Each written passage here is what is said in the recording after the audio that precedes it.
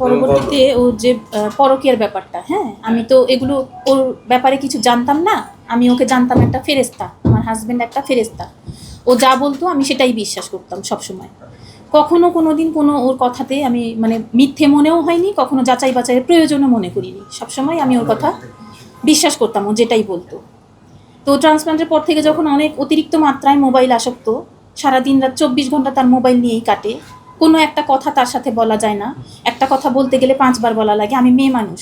ও যে বলেছিল বিভিন্ন ভিডিওতে, আমি যেটা দেখলাম, ও বলছে যে আমি মোবাইল নিয়ে থাকি, আমি টিকটক নিয়ে থাকি। আপনারা আমার টিকটক আইডিতে ঢুকে দেখবেন আমি কত মাস ধরে টিকটকের ভিতরে নাই। আর আমার টিকটকের প্রত্যেকটা জায়গায় আমার হাজব্যান্ড আছে। ও যে বলেছে টিকটকের মাধ্যমে আমি পরকীয়াতে জড়িয়েছি। যদি একটা মেয়ে সেই উদ্দেশ্যটা থাকবে, তাহলে টিকটকের ভিতরে তার হাজব্যান্ড কেন থাকবে? আমার হাজব্যান্ডের সাথে আমার ছবি কেন থাকবে? আমি আমার হাজব্যান্ডের সাথে টিকটক করে কেন ছাড়বো? আমার ছেলেটাকে নিয়ে কেন ছাড়বো? আমার ফুল ফ্যামিলি নিয়ে কেন আমি টিকটক করব? আমার যদি উদ্দেশ্য থাকবে আমি টিকটকের মাধ্যমে প্রেম করব, পরকীয়া করব, তাহলে তো আমি সিঙ্গেল, আমি আনম্যারিড, এটা প্রচার করব, তাই না? তাহলে আমি কেন এভাবে আমার ফ্যামিলি নিয়ে, আমার হাজব্যান্ডকে নিয়ে আমি তাহলে টিকটক কেন করব? আপনারা একটু দেখবেন এটা প্লিজ। আচ্ছা, ওর ওর নামে আমি যখন মামলাটা করি কোর্টে থেকে, তারপর যখন ও অ্যারেস্ট হয়, ও জেলে থাকে, জেল থেকে ও জামিনে বের হয় 40 দিন পরে। সেখান থেকে বের হয়ে আমি যখন ও অ্যারেস্ট হওয়ার পরে অবশ্য জানতে পারি যে ও অনলাইন জুয়ায় আর সেই তাহমিনা মেরি নামের ওই মহিলাটার সাথে ও পরকীয়া জড়িয়েছে। এটা কীভাবে ও শ্যামলীতে মেডিসিন নিতে আসতো। ওর আমি অবশ্য মেডিসিনটা এখানে একটু বলে রাখি। ও ট্রান্সপ্লান্টের আগে 13টা আইটেমের মেডিসিন খেত, 3 বেলা খেত। আর ট্রান্সপ্লান্টের পরেও মেডিসিনের কোয়ান্টিটিটা কমে আসে, ও 6টা আইটেমের মেডিসিন খায়। আর তার ভিতরে 3টে আইটেমের মেডিসিন একটু কম দাম, সেটা আমি দিল্লি থেকে পুরো 1 বছরের করে নিয়ে আসি। আমি কিন্তু নিয়ে আসি, ও মেডিসিনের ব্যাপারগুলো আমি সবসময় ভালো জানি সব কিছু।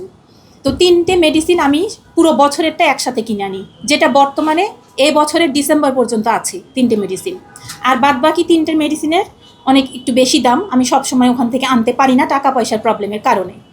তো সেই 3টে মেডিসিন আবার শ্যামলীতে পাওয়া যায়। আমি খোঁজ খবর নিয়ে অনেক কষ্ট করে আমার বোনের মাধ্যমেই খোঁজ খবর নিয়ে জানতে পারি যে শ্যামলীতে সিকেডি হসপিটালের ফার্মেসিতে সেই বাইরের মেডিসিনগুলো পাওয়া যায়। তো ওখান থেকে ও প্রতি মাসে 2বার বা 1বার এভাবে করে আসতো মেডিসিনগুলো নিতে। এবার এই মহিলার যে বাসা সেটা হচ্ছে মোহাম্মদপুরে বসিলায়। এটা ওর অনেক পুরাতন একটা প্রেমিকা, যার সাথে ও নতুন করে প্রায় 3 বছর ধরে সম্পর্কে আবার জড়িয়েছে, পরকীয়ার সম্পর্কে। তো এই জিনিসগুলো আমি জানতে পারি ও অ্যারেস্ট হওয়ার পর। কোনোভাবে ওর মোবাইলটা পাওয়ার পর কোনোভাবে আমার এক রিলেটিভ এর মাধ্যমে আমি কল রেকর্ড পাই কিছু ওর ওই পরকীয়া প্রেমিকা মেরির। ওখান থেকে আমি যখন জানতে পারি ও অ্যারেস্ট হবার পর, এই বছরের এপ্রিলের 24 তারিখে ও অ্যারেস্ট হবার পর যখন আমি জানতে পারলাম যে ও এই মহিলার সাথে আবার সেই পুরাতন প্রেমিকার সাথে নতুন করে সম্পর্কে জড়িয়েছে, এটা জানার পরে আমি মানে পুরো হতবাক যে আমি এটা কী শুনছি। যাকে আমি ফেরেস্তার মতো জানি, তার সম্পর্কে আমি এটা কী শুনছি, মানে প্রমাণ সহ শুনছি, তাহলে তো আমি বিশ্বাস করতে বাধ্য। আমি প্রায় 2 দিন অজ্ঞান হয়ে পড়েছিলাম। আমার আমার মন মানসিকতা এমন হয়ে গেছিল যে আমি এটা কী শুনছি। তো যাই হোক, সেটার আমি প্রমাণটা দেই যে ও যখন জামিনে বের হয়ে আসে, তখন ও বের হয়ে সোজা ওর ওই পরকীয়া প্রেমিকার বাসায় গিয়ে ওঠে। হ্যাঁ, এটার যে প্রমাণটা সেটা হচ্ছে আমার হাজব্যান্ডের যে দুলাভাই আব্দুস সামাদ জোয়ারদার, তিনি বুয়েটে কর্মরত আছে, টেলিফোন এক্সচেঞ্জে আছে। এই যে দুলাভাইয়ের ছবি, আমাদের শ্রদ্ধেয় দুলাভাই, উনি বুয়েটে আছে কর্মরত, টেলিফোন এক্সচেঞ্জে আছে। হ্যাঁ, আব্দুস সামাদ জোয়ারদার। এই দুলাভাই আমাকে জানায় যে ও তো হচ্ছে জামিনে বের হয়ে মেরির বাসায় গিয়ে উঠেছে। সেটা আমি একটু আপনাদেরকে শোনাতে চাই, প্রমাণটা আর কি দিতে চাচ্ছিলাম।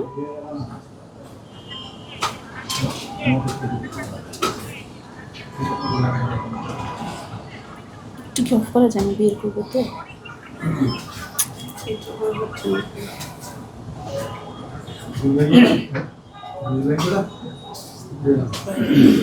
আছে আছে আছে, সামনেই আছে, ফোনের ইসের কারণে।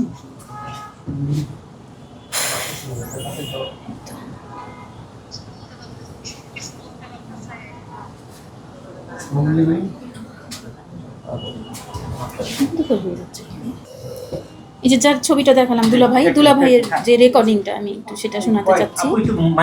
হ্যাঁ, অবশ্যই মাইকে ধরবো। এটা হচ্ছে ওই দুলাভাইয়ের রেকর্ডটা। হ্যাঁ, তো পরের দিন হাজতখানা থেকে আসছে, এসে মেরির ওখানে দোতলায় রাখি থাকতে ভোরে উঠে।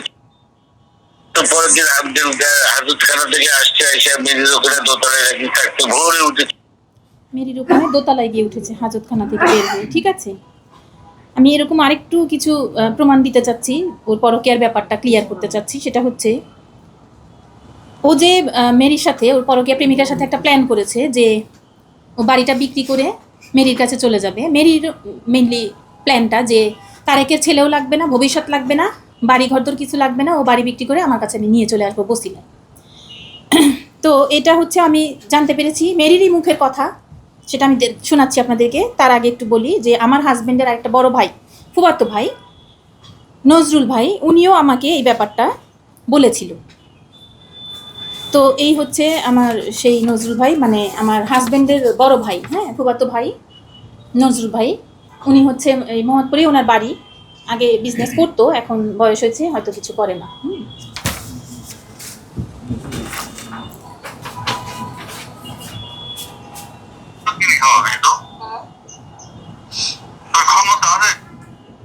এই যে এই ভাইয়ের কথাটা একটু শুনবেন। আমি তো বললাম যে মেরি কি আছে, মেরি আসার আগে ওকে বললাম যে মেরি কি আছে, মেরি কয়দিন তোকে টানবে, কতটুকু টানবে, কয় তো খাওয়াবে, কয়টা টাকা দিয়ে তোকে ওষুধ কিনে খাওয়াবে। তো তোর ক্ষমতা আছে তোকে তোকে পালে, ব্রিটিশ পালে, আর তোকে 20টা বছর সে পাইলে আসতে বলছে।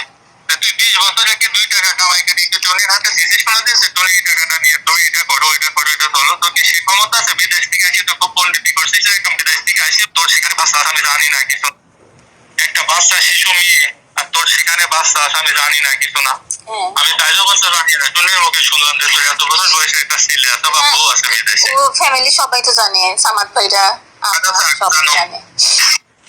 আমি সেটা তোকে বললাম, ওকে অনেক কিছু বলার পরে সে, আমি বললাম যে শোন, এক কাটিতে ঢোল বাজে না, তুই কোনোদিনও টনি সম্পন্ন দৌড় দিয়ে অন্তত আমার কাছ থেকে তুই পাস করতে পারবি না। তুই আমার কাছ থেকে তুই পাস করতে পারবি না, তোর অনেক দোষ আছে। মাথা নিচু থেকে বললো, হ্যাঁ ভাই আমার দোষ আছে, আসলে আমার বাচ্চা থাকে ছিল না, আপনার মতো একটা গুরুজন, আপনার কাছে আমি এত সাজেশন না নিয়ে আমার এই আজকে ভুক্তভোগী। ও সাজেশন নিয়েছে মেরির কাছ থেকে, ও আপনার কাছে না যাও মেরির কাছে গেছে, জানেন? আমার কাছে ওই আশা দরকার ছিল, বলার দরকার ছিল ভাই যত কষ্ট হোক। এটাই যে যার ছবি দেখালাম, তারেকের ফুফাতো ভাই, বড় ভাই, ওনার আরেকটা রেকর্ড।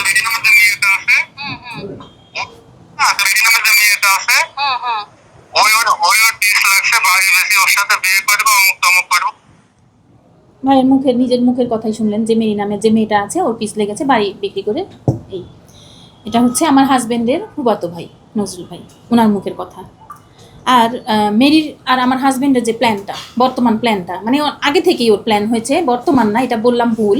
ওর প্ল্যানটা অনেক আগে থাকতেই, যার জন্য আমার সাথে এই মিথ্যে অপবাদ আমার গায়ে দিয়ে ও আলাদা হতে চেয়েছে, আমাকে অনেকবার ফোর্স করেছে যে তুমি আমাকে এত খারাপ ব্যবহার করি, তুমি আমাকে ছাড়ো না কেন, তুমি সাইড হও না কেন, তাহলে তো আমার ব্যবস্থা আমি করতে পারি। এই ব্যাপারগুলো, এই কথাগুলোর মানে আমি তখন জানতাম না যে ও কোনো কিছুর সাথে জড়িয়েছে বা কোনো সম্পর্ক বা অবৈধ কোনো কিছুর সাথে জড়িয়েছে। আমি যখন জানতে পারলাম তখন আমি এই কথাটা মানে বুঝতে পেরেছি যে এই জন্য ও আমাকে বলতো।